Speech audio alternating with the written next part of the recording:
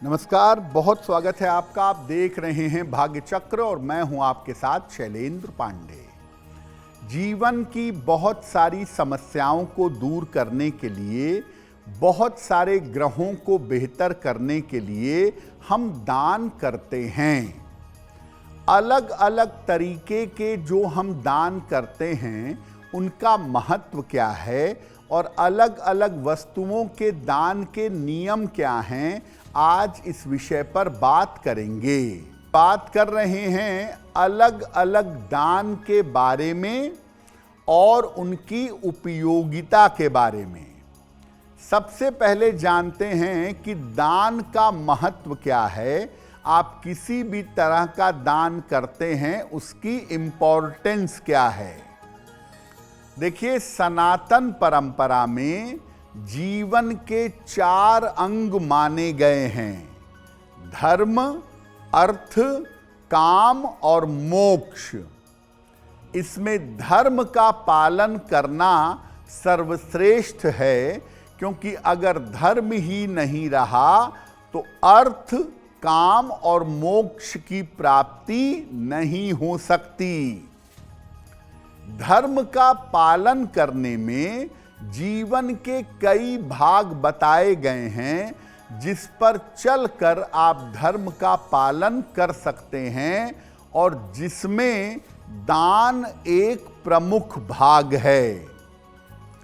दान करके धर्म का पालन भी होता है और दान करने से समस्याओं का अंत भी होता है। आयु रक्षा के लिए और स्वास्थ्य के लिए दान को अचूक माना जाता है। अगर आयु की रक्षा हो या स्वास्थ्य की बात हो तो दान करने से बहुत जल्दी लाभ होता है। ग्रहों की पीड़ा से मुक्ति पाने के लिए भी दान करना लाभदायक होता है। अगर कोई ग्रह आपको जीवन में दिक्कत दे रहा है तो दान करने से उस ग्रह की समस्या समाप्त होती है। अलग अलग वस्तुओं के दान करने से अलग अलग तरह की समस्याएं दूर हो जाती हैं, अलग अलग तरह की समस्याएं शांत हो जाती हैं।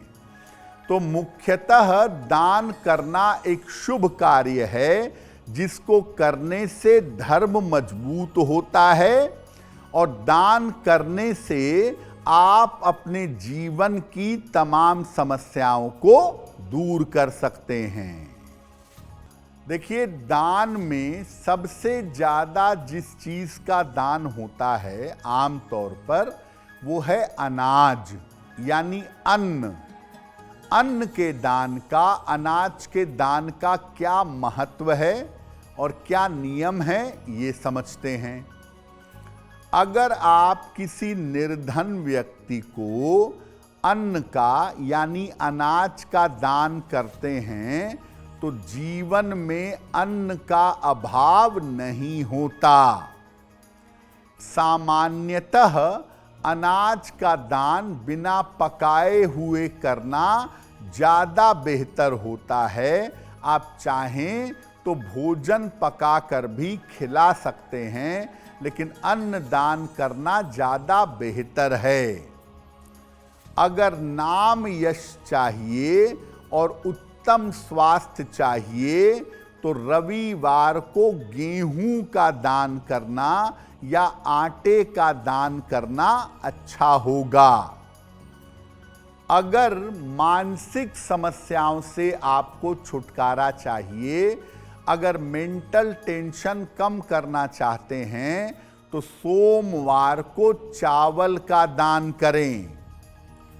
अगर रक्त की समस्या या मुकदमे से परेशान हैं तो मंगलवार को जौ का या जौ के आटे का दान करें। अगर आप विद्या बुद्धि को बेहतर करना चाहते हैं, विद्या बुद्धि की समस्या से मुक्ति चाहते हैं, तो हरी मूंग की दाल का दान करिए। बहुत अच्छा होगा। गंभीर रोग से अगर जूझ रहे हैं, कोई बड़ी बीमारी हो गई है, तो ऐसी स्थिति में चने की दाल का दान करना बेहतर होगा। दुर्घटनाओं से रक्षा चाहते हैं और रोजगार में सफलता चाहते हैं, तो काले तिल का दान शनिवार के दिन करिए। इससे आप दुर्घटनाओं से बचेंगे, नौकरी और रोजगार की समस्याएं दूर हो जाएंगी। बहुत बार ऐसा होता है कि हम धातुओं का दान करते हैं, सोने का, चांदी का, तांबे का या मेटल के बने हुए बर्तनों का।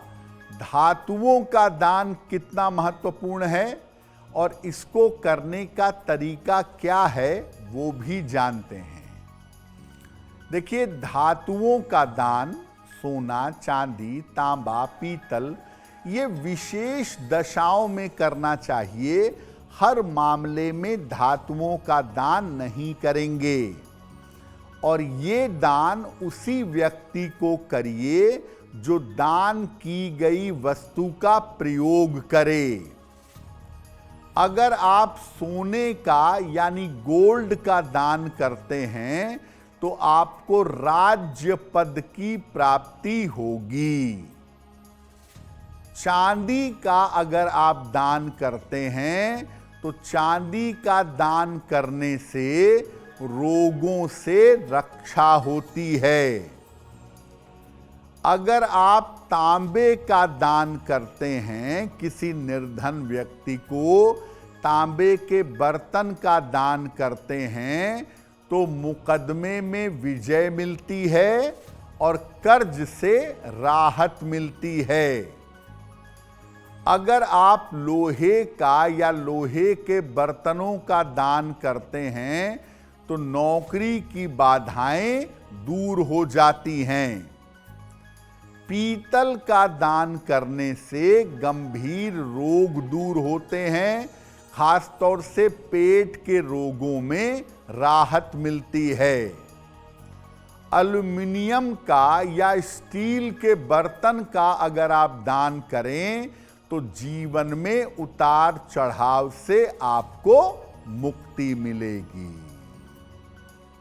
अनाज के बाद जिस चीज का सबसे ज्यादा दान होता है, वो चीज है वस्त्र। वस्त्रों का दान करने के नियम क्या हैं? देखिए, अगर आप वस्त्रों का दान करते हैं, तो आपकी आर्थिक स्थिति, आपकी फाइनेंशियल कंडीशन हमेशा उत्तम रहती है, हमेशा बेहतर रहती है। अगर आप चाहते हैं कि आपको आपका पैतृक धन मिले, आपके परिवार की संपत्ति मिले, तो मोटे वस्त्र का दान करना अच्छा होगा। अगर आपका बहुत सारा पैसा बीमारियों में जा रहा है, बीमारियों में खर्च हो रहा है, तो नए चमकदार वस्त्र आपको दान करना चाहिए। अगर जीवन में आर्थिक उतार चढ़ाव बहुत है, पैसा रुपया ऊपर नीचे होता है, तो सुंदर और टिकाऊ वस्त्र दान करिएगा। वस्त्र जितना सुंदर होगा, जितनी बेहतर क्वालिटी का होगा, आपको दान करने से उतने ही ज्यादा फायदे जीवन में प्राप्त होंगे। तो हमने आपको बताया अनाज, धातु और वस्त्र के दान के बारे में। और कौन सी चीजों का दान करने से लाभ होगा, ये भी जानते हैं। देखिए, अन्न, वस्त्र और धातुओं के अलावा बहुत सारी और चीजों का दान भी किया जाता है। जैसे सेवा की जाती है, सेवा का दान, विद्या का दान और शरीर के अंगों का दान भी शामिल है। किसी व्यक्ति की सेवा करने से या औषधि का दान करने से स्वास्थ्य का वरदान मिलता है। विद्या का दान करने से संतान संबंधी समस्या दूर होती है और शरीर के अंग का दान करने से कोई भी मनोकामना पूरी होती है। अगर आप रक्त दान करें तो हर प्रकार की दुर्घटना से रक्षा होती है। तो अलग अलग तरह के दान के बारे में आपने जाना और समझा। अब आपको बताते हैं कि दान की सावधानियां क्या हैं और दान के नियम क्या हैं। देखिए, दान कभी भी किसी दबाव में नहीं देना चाहिए। पंडित जी ने कहा है तो मन को मार के जबरदस्ती दान कर रहे हैं, या माता पिता कहते हैं तो जबरदस्ती दान कर रहे हैं। किसी भी दबाव में दान मत करिए। दान कभी भी ऐसे व्यक्ति को मत दीजिए जो कुपात्र है। आपने किसी को धन का दान किया, अनाज का दान किया, उसने उसको बेचकर नशा कर लिया, ऐसे कुपात्र को दान मत करिए। जो भी वस्तुएं दान में दी जाएं वो उत्तम कोटि की होनी चाहिए। यानी जिस स्तर की वस्तुओं का आप प्रयोग करते हैं उसी स्तर की वस्तुओं का दान करना चाहिए। आपकी कुंडली में जो ग्रह महत्वपूर्ण है उनका दान कभी मत करिए। जो ग्रह आपके लिए फायदेमंद हैं, आपको लाभ पहुंचा सकते हैं, उनका दान मत करिएगा। और दान देते समय मन में ये भाव लीजिएगा, ऐसा सोचिएगा कि ये वस्तु या सेवा ईश्वर की दी हुई है और ये सेवा मैं ईश्वर की ही कर रहा हूं। त्वदीयम वस्तु गोविंदम तुभ्यमेव समर्पये। हे गोविंद, ये वस्तु तुम्हारी है और तुम्ही को समर्पित कर रहा हूं। इस भावना से दान करेंगे तो बहुत बेहतर होगा।